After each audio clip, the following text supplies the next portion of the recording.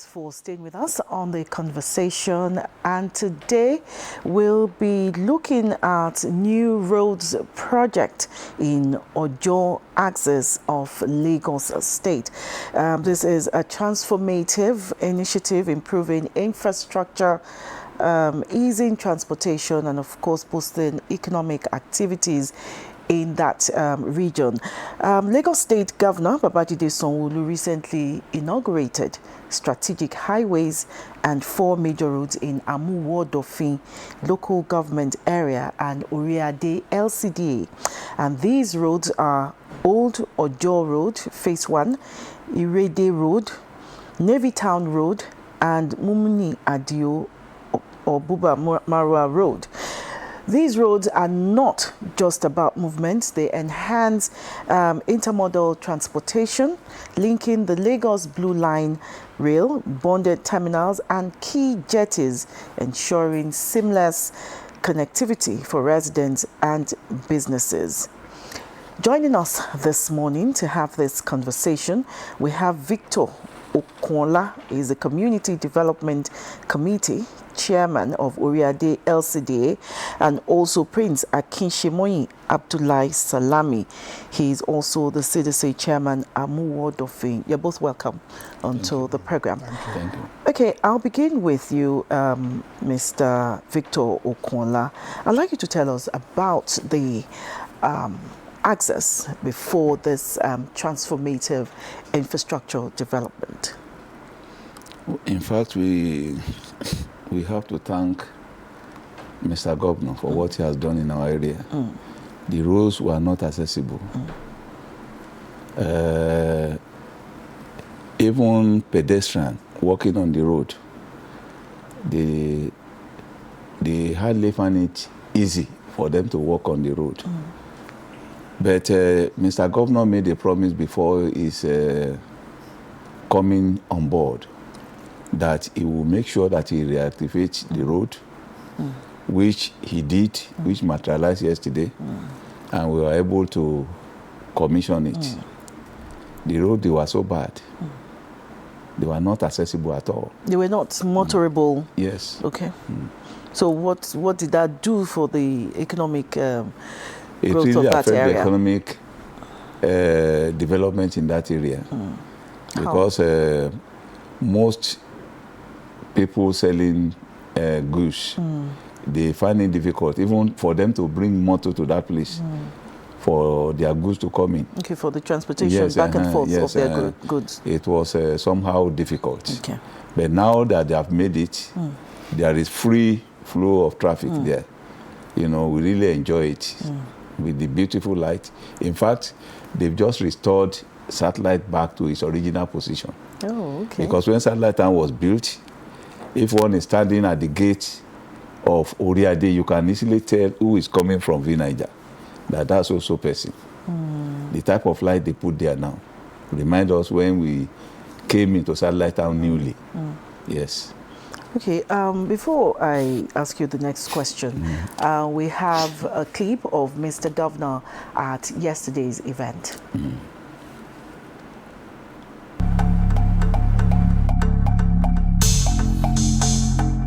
This government came into power, one of the things again, we prioritize transportation, traffic management, we prioritize movement of our citizens from one point to the other.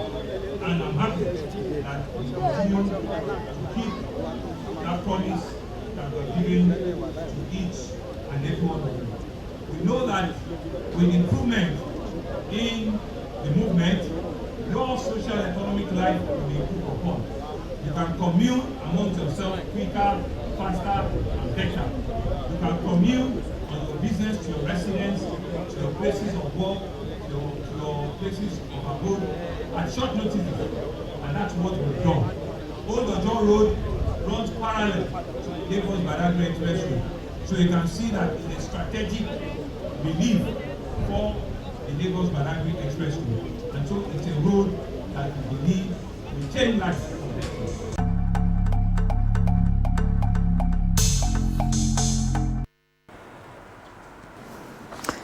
Welcome back. Now, Prince Akinsemoyin Abdullah, since yesterday, Abdullah Salami, since yesterday, what has been the reaction of residents and commuters of that access?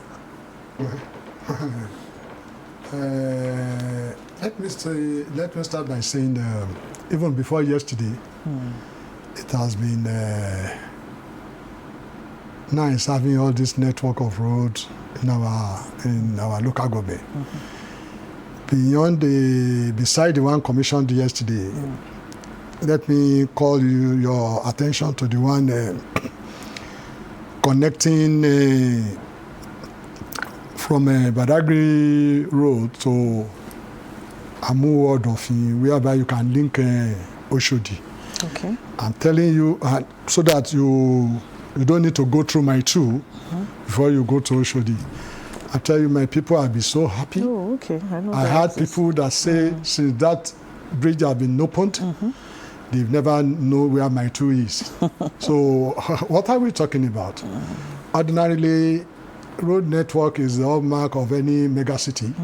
At least make business so easy to do. Go, come, man hour is not lost, all these things. So, and adding yesterday to that, I mean, it has been so happy for our people. Okay, thank you. Prince, Mr. Governor emphasized intermodal transportation and its importance. How does this improve connectivity for residents?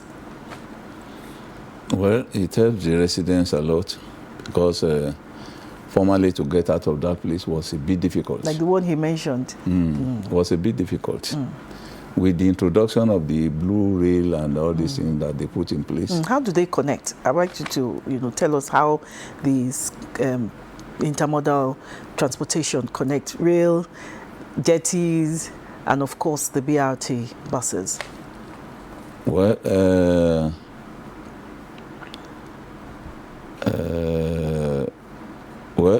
I think they connect very well because the BRT has its own this thing, and the rail too has its own, and the waterways too.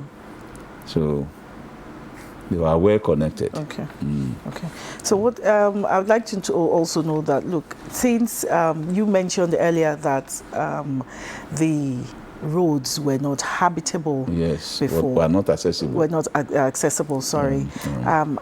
At what point as a CDC chairman, I'll come to you also, what were your contributions, towards this great feat? Well, at times we used to do a sort of palliative, just to make the road accessible. Only human effort alone cannot. So we still need the assistance of the government, whereby the machines will be used and so on. So that's what we have been doing, just to make people access our area. Because at times there was a stage where we use Okada. Even when we want to move out, it's only Okada we use. That will take us Alakija. Was that due to flooding or just the general bad road? General condition of the road that is so bad. Yes, that's why we use Okada. Okay. But now the road is so accessible, very free vehicular movement and everything is around that area. I'd like you to talk more about the palliatives, by the CDC chairman, Prince. He talked about palliatives. Was that the same case with you in your access? Well, Lagos being a bustling state, with the help of the governor and Mr. Governor, government and Mr. Governor at the helms of affairs, I think we have a robust relationship with the Mr. Governor. That is the Community Development Committee, the CDC, community practitioners, so to say.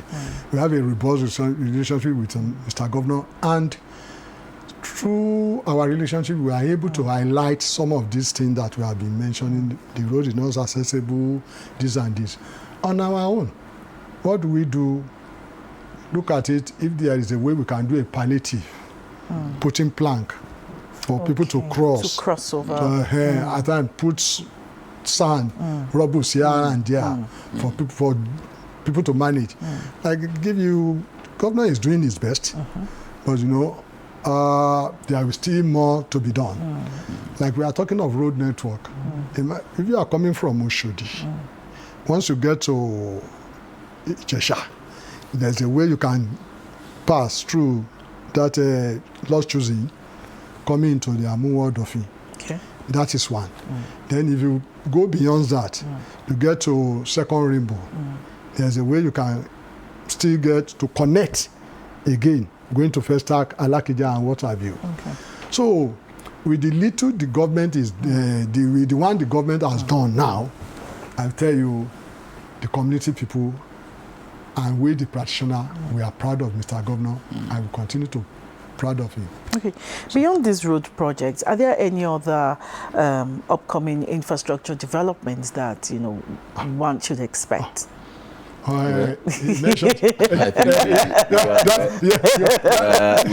a lot. Even Mr. Governor yesterday talked about the flyover. Yes, and talk about connecting the community in Riverine with the mainland.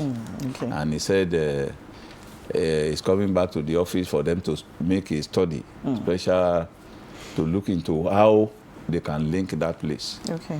And all the royal fathers there, they stood up to comment. He said this, maybe if you watch it yesterday, you see that everybody was very happy. Even the governor himself said, seeing the crowd, that he feel very happy. Okay. Yes. So, do you have any more to add to what he said? Oh, of course. Like the promise the governor made, I think it's long overdue, and the potentials having that bridge there will be fully tapped by then, because that place has been yearning for that just bridge to come to that settlement. And the riverine we are talking about is so big. It's so big. You see, like for Oriade, the way it is being structured, they have their own riverine, we have our own riverine. We are even connected to the riverine from Apapa. Okay. So, if there is a road that can go to that place, the government, I know, the government will have answered millions of masses crowd. Okay. Have answered their call. Now, you see, like I mentioned, Alakija into Festac. The history of that place is that place is easy to link anywhere into the Festac. That is the heart of Amuwo Odofin. But now, we are calling on Mr. Governor to help us look into that particular area. Then again, to make it even more easier, the earlier one I mentioned, that from Ijesha, coming to Interland, coming out to Amuwo Odofin too, those two roads, the moment those places is done, I think nobody will tell a blind man that there is a new sheriff in the town. Okay. Okay. You talked about riverine, the riverine areas. So let's talk about water transportation. How, do you think that water transportation, if it is, made use of, there will be less pressure on the roads, because the roads is usually very busy in that, in that access. How do you think water transportation would ease the pressure on our roads? Well, it's an alternative means of transportation, at least for those, and that has been an ancient mode of transportation in that at that corridor, and everything needs improvement. First thing, safety. I could remember, because I'm a little bit related to that area. Okay. So in the past, we don't used to put safety jacket, but with time that has come to be. And again, there must be some kind of monitoring that will ensure that the fiber boat or whatever they are using is in perfect shape and they don't carry overloading. I mean, some element of control. And not only that, you see, government at least needs to help those people that run those transport, like you help the NUTRW. So they should come to those people, the operators at that place, and help them, because the cost of doing that business now makes some operator to. Are there no like ferry services in that access? No. So the water transportation boats and ferries being used there as mainly private, from the private sector. Okay. No ferry services there. No like ferry services there yet. Well, Okay. in our own area, I think we have ferry Oriade, services. LCDA. Yes, Okay, you have the yes. like ferry services. The one that will move from. Where does it? What route does it follow? It moves from CMS down to Badagry, even up to Badagry. And at times it takes off from Ojo. We have a jetty at Ojo. Ojo, yes. That they move down to Lagos Island. Okay. Yes. So, okay. So as a CDC chairman, now that you are saying that you don't have the like ferry services in that access, what is being done, by you and other community leaders to ensure that, these like ferry services, are operating The simple is to call the attention of the government to these lapses. Okay. There's nothing much we can do, because I remember oftentimes, anytime I want to go to, they call the settlement manager, which is part of the Onisiwo kingdom. They call it manager. Anytime I want to go there, I look at it and say, wow, from Apapa, there's small jetty there, and it's private. That is the place I used to. I say, well, from CMS, we have ferry services coming to Apapa. That is behind what is it called? These flour mills. Okay. Oh, okay. Beside that place. The moment you cross to the other side, then you want to go to that Amuwo Odofin, part of Riverine. You don't have so the only thing we can do is to call the attention of government to come to our aid. Come to your aid. Okay. This question is for both of you, and Mr. Governor, the Lagos State government have played their part, or they are playing their part, in putting up this infrastructure, in this access. So, what is the role of the community, of course, and of course the youth, in ensuring that these projects are being taken care of and are being maintained adequately? In fact, I think that's one of the reasons why Mr. Governor handed over the certificate to us yesterday. Yesterday, yes. Yes, we will, like today now, we are having our general meeting today. Okay. So I was supposed to be there, but since have to come you here. invited me, Yes. so I have to be here. So, and I've told the secretary and my vice to let all the CDA along the road knows that it is their responsibility to look after the road, most especially the electrical light they put on the road, so that people, they don't come to vandalize it overnight, that they should mandate their security that is watching over their community to put eyes on those things. And even those that trespass by putting their market on the pedestrian bridge. We told them that they have to remove it. This is a walkway for people. You don't expect them to be walking on the main road. So all these things will be taken care of. We made a promise that we will look into it, and God will help us to manage the road so that we will not be blamed. All right. Prince, how do you intend to, maintain this project to avoid deterioration? Let me start by thanking Mr. Governor, because ordinarily when we are in a community. We have community hall, we have community properties that we've only been looking at because we own that property. You know, before the idea of community monitoring government property is not being so strong. But this time around, even between us before what government, because of what governor is doing for us, we have now decided that we are going to try our best, and more so that we are being called outside for the people within the community to know that this project is for you.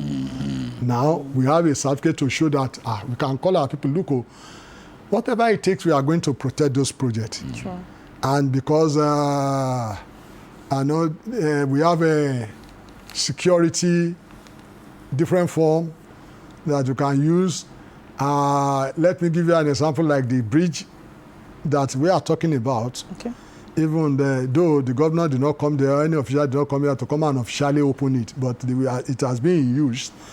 The CDA that was there have mandated them that day, night, they will work all those things. So we've started the job already. And we hope to continue to consolidate in ensuring that that property is well protected. Okay, as community development chairman, was there, during the construction of those roads, were there any challenges that were faced that you had to attend to? Well, there are so many challenges that they face because people that most especially those that are selling along the road did obstruct them, and we need to intervene by asking them to give way. Even though when the contractor came, what one would expect is that we, the community lovers, let me call us lovers, because if we don't love the community, we will not be. It's a voluntary service. We are not being paid. We don't receive salary for that something, but since it's inborn, there are some people that when you call them to come and do community work, the first question they will ask you is, what are we going to gain? But that is not our own case. We volunteer to do it, and we are doing it freely. So,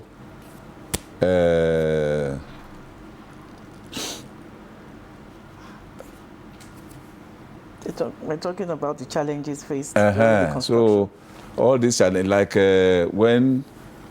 along this thing there, when they are fixing the lights, there are some people that covered what they did on the ground that did not allow the contractor to do his job. Immediately we heard about it, I took my vehicle together with LNSC, I mean Lagos State Neighborhood Safety Corps, and we went round by asking them to remove whatever they put there. At times they pull it down so that those people were able to install their light, because if they go or if they move out of that place without installing it, it will be a loss for us. Okay. So that's what we did. Okay, I'm glad you mentioned the street hawkers, that you had to tell them to move away. Now that these roads have been constructed, what is being done to ensure that these people do not return to the roads? We will not allow them to return to the road because, like yesterday, I met with the Director of Environment and the leader of the Neighborhood Safety Corps, that the ball is in our court, that we have to look into this. We have to collaborate to make sure that we don't allow these people to intrude into this thing. And we've agreed. And what if they intrude? What will be done to them? Any penalties? They will be penalized. Okay. It will be a sort of more or less generating revenue to the local government. Oh, okay. Because yes. Nobody wants to part with their money. So that is what we agree on. Okay. And by the grace of God, when I get back home now, we'll sit down and strategize on how we are going to do it. Okay, Prince, from your access, tell us the challenges, that were faced, like he has... well, beside the people that apply their wares along that area, we have the challenge of the area boys at times. These people, what they do is, because of there's no enough street lights, that place, they come around. Once there is a go slow, they come around obtaining people, the car owners and what have you. Like street robbery. So what we do now is we call the attention of mostly the let me say the OPC. Okay. That are security guard at that place to make sure that they resume the work early enough, like 6 o'clock, because this operation normally started when people are returning from work. So we ask them to, and that is just a palliative measure. Okay. But we are now going further because the place discipline is taking place. We discovered that they are coming from another local government. Okay. On top of that bridge. The moment we notice that, what we do is we inform them at the other end that, look, your people are coming there to come and cause havoc. So try and cover your own hand there. Monitor the way they are streaming in. So we have that engagement, and that one is good. And again, the issue of this Ebola, the scavenger, those people have been campaigning that they should not allow anybody to stay under the bridge. Okay.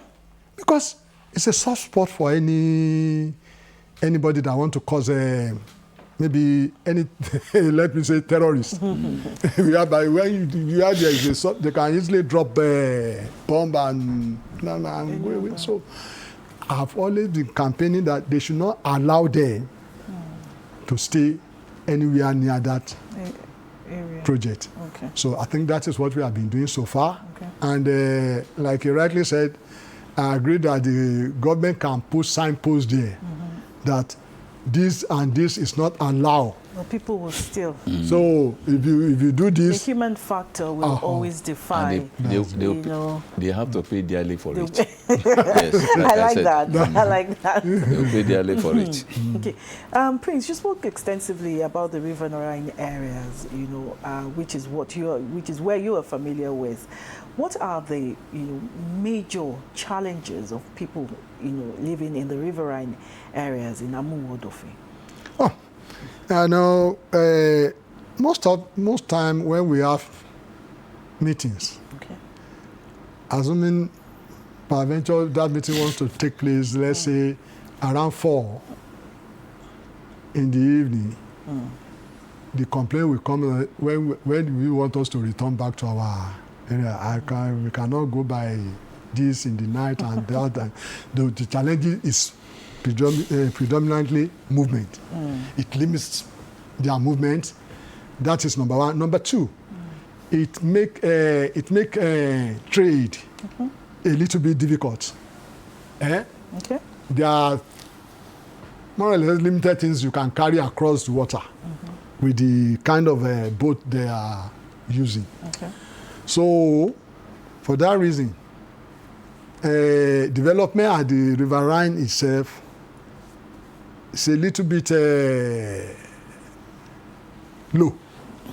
Teachers, post teacher to go and teach, they will say, maybe instead of going 5 times in a week, we decide to go 1, twice. And how do children learn when they don't have teachers?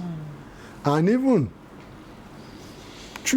school children coming to upland to come and study, they find going a little bit difficult. So those are the major challenges that they have in the... Okay, if given the opportunity, what other projects would you want, aside from the one Mr. Governor announced for the flyover, what other projects would you want in that access? electrification, because majority of them do not have electricity. Again, without many was they don't have a clean pipe water. And recreation. Okay. Yeah, recreation. Okay. And is there any specific? Yeah. Is there a specific one you want in that access when it comes to recreation? There is a beach gate. And, I'm not talking of hotels or what have you, hospitality or what have you. And even if I do, didn't you have private beaches here and there? So, but at any rate, all works together. Okay. So at least, I don't know. I've never seen a major government workshop in Riverine. Like we have technical school here and there. At least, if they can, the secondary school there, check it out. Okay. Let them have technical school also there too. The Their health center skills that they have there. and vocations can be Yeah, learned. vocation, yeah. The Vocational center. The health center they have there is long due to be upgraded. Okay. At least so that there won't be much of a traffic of people coming to the upland for treatment. Okay. And you see, and the workers there, the doctors, the nurses, the teachers that will be working on all these things should be at least encouraged. So those are the major things. Would you like to add more, Mr. Okunola?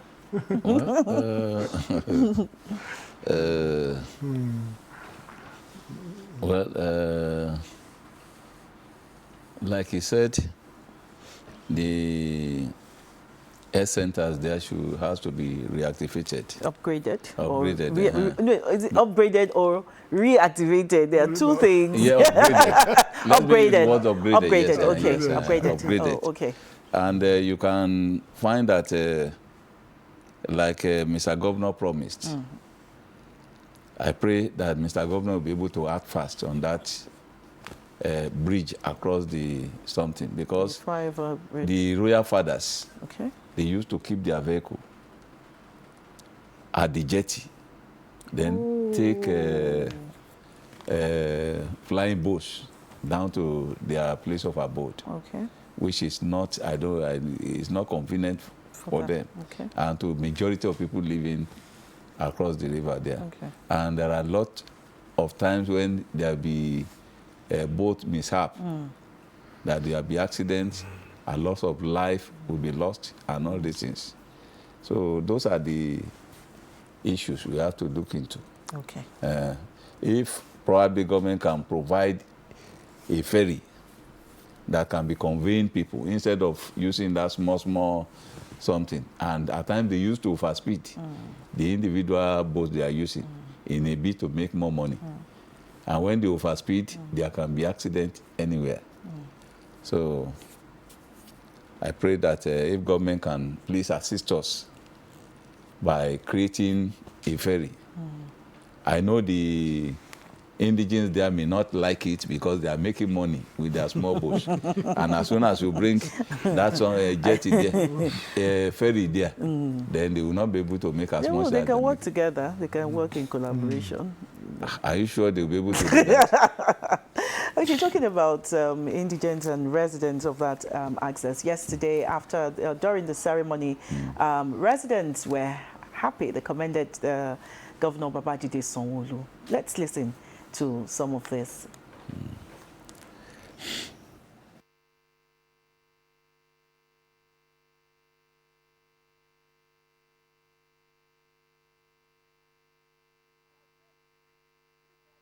In the environment, it has brought improvement to the people of Satellite Town.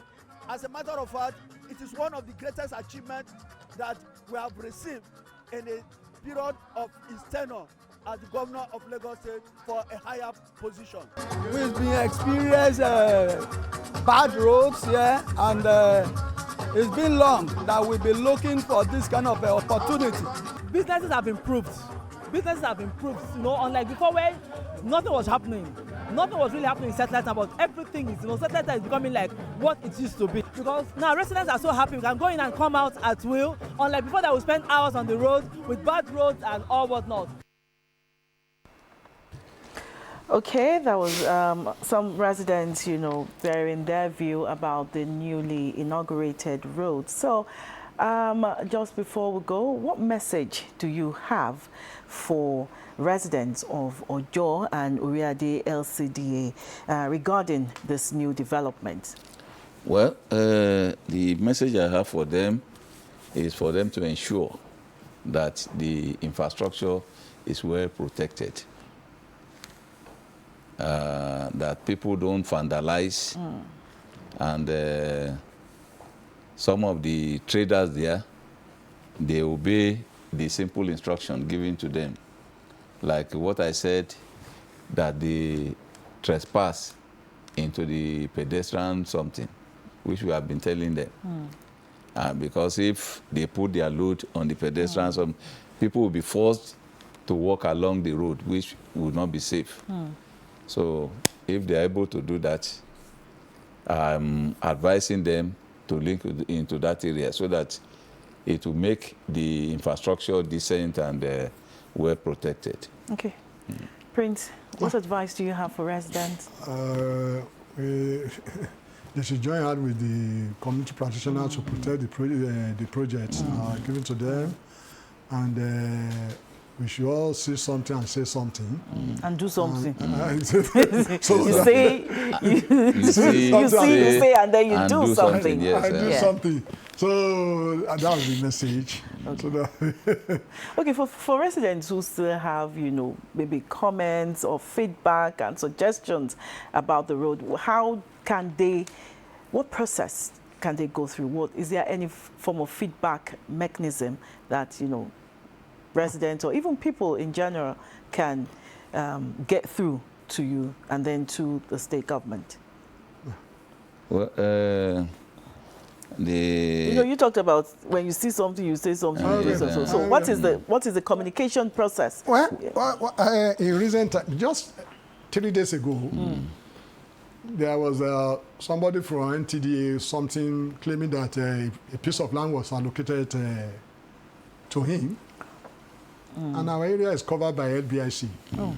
So when the CDA people, the community practitioner there, especially the secretary, saw this thing, I said, oh, it's okay.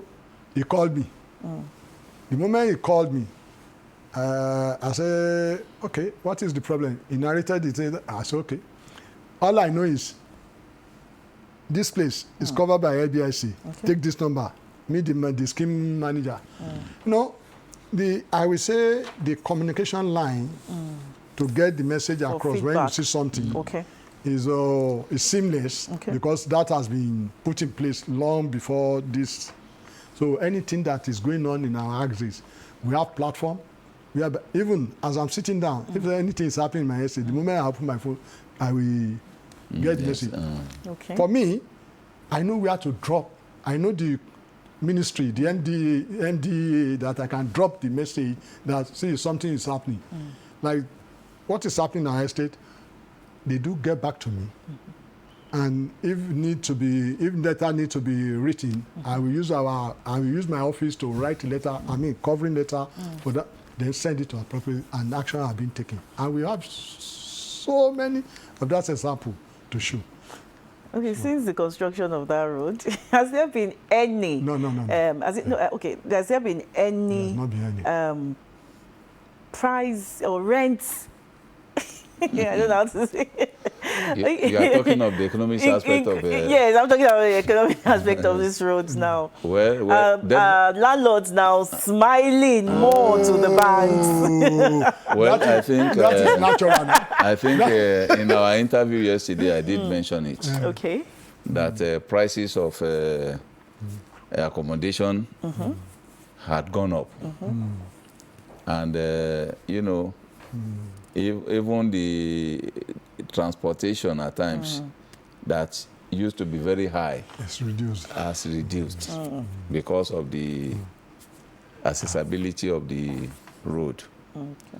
So I think economically it has great advantage for our community because people are benefiting more. Even those selling along the road, they are selling fast because they see people to patronize them. Unlike when people couldn't access the road, they find it difficult even to move out, Okay. where people will not be able to locate them. But they should not be on the road, yeah. Not on the road. What I mean Okay. by the side of the Shops. road. Shops. Alongside the road. That's Okay. what I mean. Not Okay. on.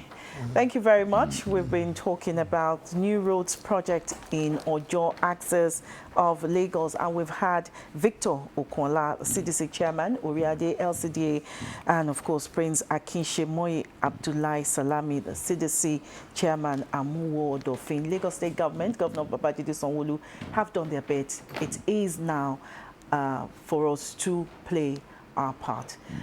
When we come back, the conversation continues.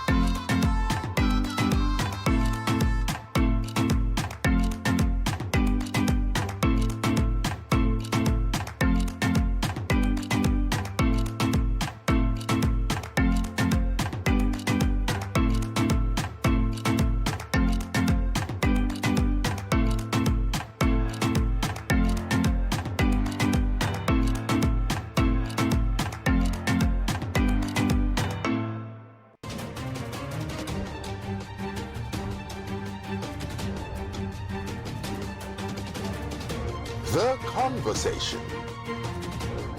Let the conversation continue.